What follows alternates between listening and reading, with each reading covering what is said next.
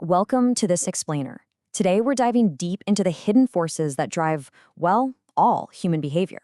We're breaking down the profound insights from Robert Greene's The Laws of Human Nature, and we're going to laser focus on achieving true self-mastery and navigating those super complex social dynamics. Listen, if you've ever felt like your own mind is somehow working against you, or if you've watched someone effortlessly command a room and wondered how did they do that, you are in the exact right place. Let's get into it. So why exactly do we sabotage ourselves? And how on earth do some people just effortlessly influence us? It's kind of a wild paradox, right? We all like to think we're these perfectly rational beings, totally in control of our destiny. But man, more often than not, we're literally just fighting our own biology. In this explainer, I'm going to hand you some real, practical strategies to stop fighting that biology and start actually working with it. We're going to flip those hidden forces into your absolute greatest advantage. All right, so let's kick things off with Greene's first law, the law of irrationality. Picture the emotional mind as this storm-tossed ship, right? It is just constantly changing course, battered around by the sudden winds of anger or fear or even excitement. Now, our rational mind, that's supposed to be the steady hand on the wheel. But let's be real, the truth is our feelings routinely hijack our logic before we even realize what's happening. We really think we're seeing the world clearly, but our emotions are heavily distorting our reality. And that drives decisions that honestly just aren't in our best long-term interest. To understand exactly why this hijacking happens, we've got to look at our ancient hardware. Think of your brain as a really old machine with some shiny new parts just kind of tacked on top. At the absolute core, you've got the reptilian brain. This guy only cares about pure survival and automatic reactions. Think raw fear. Next up is the limbic system, which is your emotional brain. It reacts incredibly fast to whatever's going on around you. And finally, we have the neocortex, the home of high-level logic and reasoning. But here is the critical flaw. It is painfully slow. By the time your rational brain even boots up to weigh the options, your emotional brain has already made the call. And that, right there, is exactly why cognitive biases completely take over in the heat of the moment. Okay, let's move into part 1, mastering your inner self and overcoming the saboteur within. You know, the biggest obstacles we face in life are rarely external. Instead, they're these deep internal conflicts driven by our own mindset. Greene's law of self-sabotage breaks this down into 5 specific negative attitudes.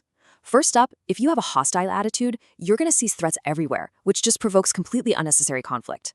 Then there's the anxious attitude, which forces you to micromanage everything out of this constant fear of losing control. The avoidant attitude makes you doubt your own competence, so you dodge responsibility and end up stagnating. The depressive attitude tricks you into believing you're fundamentally unworthy of success. And finally, the resentful attitude. This one makes you carry deep grudges, basically viewing anyone else's success as a personal injustice to you. These attitudes aren't just thoughts. They literally shape your reality and can trap you in endless cycles of failure. So here's the really crucial takeaway from Greene's law of compulsive behavior. Your core character, it's fixed early in life. To figure out what yours actually is, you've got to look really closely at your earliest childhood patterns and how you intuitively handle stress right now. Once you identify that, you have to realize something important. You can't just forcefully reinvent your entire personality. Actually, trying to do that is just another form of self-sabotage. Instead, you need to work with your nature. For example, let's say you have this really deep-seated need for approval. You might really struggle as a ruthless CEO, right? But that exact same trait could make you absolutely brilliant in customer service, sales, or diplomacy. The secret is to leverage your existing traits instead of constantly fighting them. And this brings us right to the law of short-sightedness. I want you to think of life like a highly complex game of chess. A beginner player is biologically wired to respond to immediate stimuli, basically just what they see and feel right in front of them. They react to the immediate moves and, well, they end up losing pieces pretty fast. A master player, though, they train themselves to emotionally distance from the present moment. They see the entire board, they think several moves ahead, and they meticulously plan for the long game. We have to purposefully train ourselves to do exactly this, to step back from that craving for immediate gratification and actually elevate our perspective. Which leads us perfectly into part 2, embracing your dark side and integrating the shadow. Elevating your perspective also means doing something a little uncomfortable, looking into the parts of yourself you probably rather ignore. This is the law of repression. Look, we all have a dark side. We all have these hidden, unsettling aspects of our personality that we carefully conceal just to maintain a good public image. But here's the catch. Ignoring your shadow only makes it stronger. When we try way too hard to maintain this flawless exterior, those hidden flaws start bubbling up to the surface in some highly unintentional ways. You might notice contradictory behavior, like someone who preaches honesty but acts super deceitfully in private.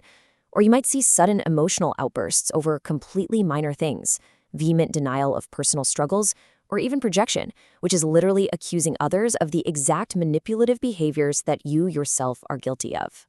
To hide these darker impulses, we tend to adopt masks. Greene actually identifies 7 common shadow personas. Let's run through them. There's the tough guy, who masks deep vulnerability with aggression. The saint projects purity to hide a profound desire for power. The fanatic masks their insecurities with an obsessive, uncompromising commitment. Then you have the passive-aggressive charmer, using extreme friendliness just to avoid direct conflict. The rigid rationalist uses heavy intellect as a shield against emotional vulnerability. The snob projects superiority out of a terrifying fear of being mediocre. And finally, the extreme entrepreneur. They refuse to delegate anything because they secretly crave all the recognition. Take a second right now and just ask yourself, honestly, which of these masks do you occasionally wear? Acknowledging your own shadow is really the only way to disarm it. But once you do that, you can finally start to pivot your focus outward. Let's take a quick mental breather with this fantastic quote.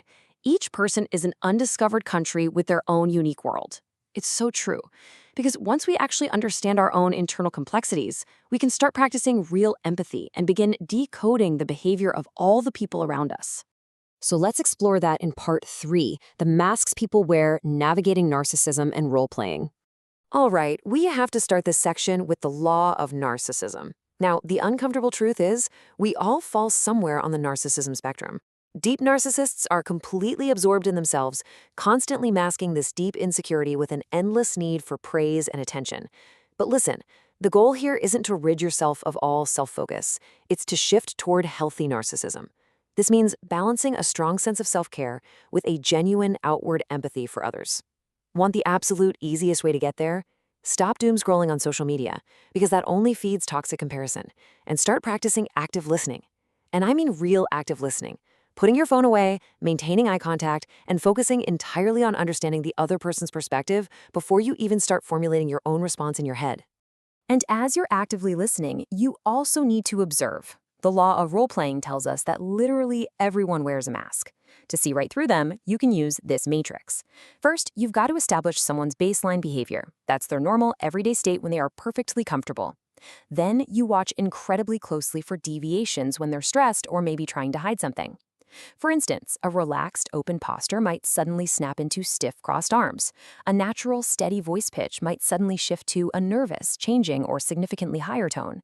And a genuine smile, the kind that creates those little wrinkles around the eyes, might devolve into this tight, forced, mouth-only smile. These subtle incongruences between their normal state and their masking deviations, that is exactly where deception hides. Now for the final piece of the puzzle, part 4, the art of influence. Softening resistance, and stirring desire. Once we actually understand those masks and baseline behaviors, we can ethically guide social dynamics. But to truly influence others, you have to master the law of defensiveness. You see, people generally have 3 core self-opinions. First, they deeply believe they are autonomous and acting entirely on their own free will. Second, they believe they're intelligent and highly capable of making smart choices. And third, they believe they're fundamentally good, decent people. Here's the thing. If you challenge any of these 3 core beliefs, you will instantly trigger their defensiveness and hit an absolute brick wall. Literally, conversation over. So instead of arguing and slamming into that wall, you can use Greene's toolkit to completely bypass their natural resistance. Step 1, become a deep listener. This immediately makes you stand out in a world where everyone is really just waiting for their turn to speak. Step 2, project a calm mood, mostly because human beings biologically mirror the emotions around them. Step 3, confirm their self-opinion. Actively validate their intelligence and their autonomy. Step 4, subtly allay their insecurities in private settings. This builds immense confidence and trust in you. And finally, step 5, use reverse psychology. If someone is being incredibly stubborn, just tell them they are completely free to stick with their old way of doing things. Validating their autonomy like that very often naturally piques their curiosity to actually try your new way. Finally, let's look at the law of covetousness. Human psychology is just hardwired to chase what is slightly out of reach. It's just how we are built. So if you want to stir genuine desire and intrigue in others, you have to create a little mystery. Don't reveal everything about yourself all at once. If you're completely transparent or if you're always instantly available the second someone texts, you're actually diminishing your own allure. Stepping back, creating a little bit of distance, and leaving just a touch of uncertainty naturally amplifies your value, and you never even have to aggressively promote yourself.